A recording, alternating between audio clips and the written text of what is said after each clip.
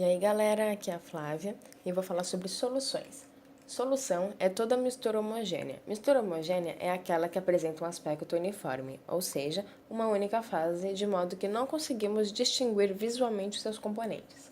Esses componentes nós chamamos de solvente, que é a substância que efetua a dissolução, e soluto, a substância que está sendo dissolvida, como por exemplo a água com o sal, em que não é possível distinguir qual é qual em sua mistura. Também temos a mistura heterogênea.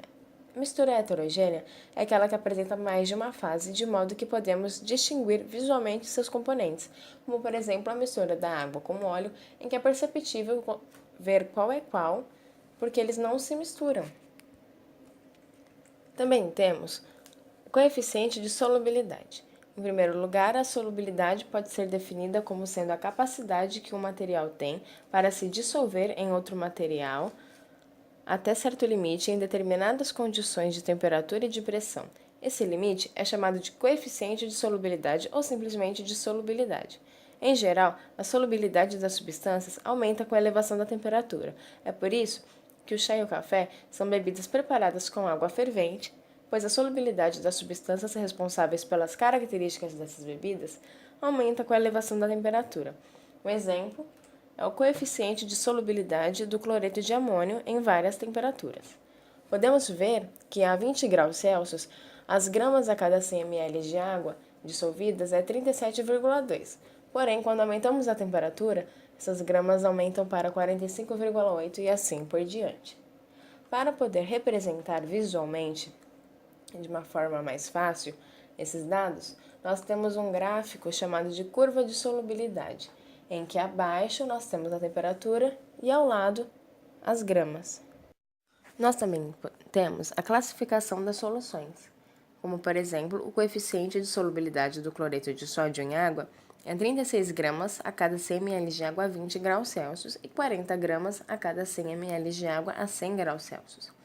Na primeira situação, podemos ver que em um recipiente com água 100 ml de água a 20 graus Celsius foram colocadas 30 gramas de cloreto de sódio e essas 30 gramas foram dissolvidas.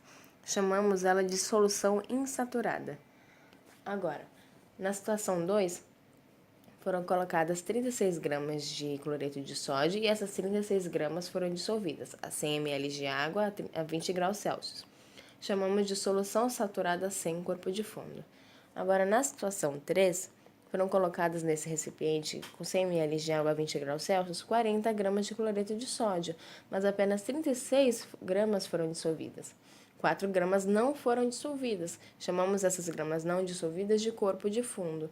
E a solução de solução saturada com corpo de fundo.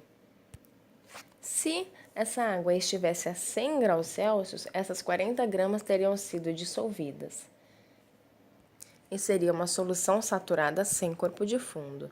Agora, se deixarmos ela resfriar lentamente, naturalmente, e ela voltasse a 20 graus Celsius, com as 40 gramas já dissolvidas, ela seria classificada como solução supersaturada.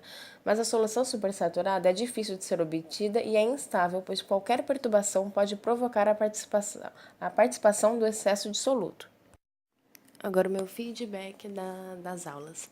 Eu achei um conteúdo muito legal e não achei difícil de aprender. E eu achei também muito importante porque são coisas que a gente usa no dia a dia, né? O sal, por exemplo. Então, eu achei muito legal, de verdade. Então, muito obrigada por terem assistido. Até mais!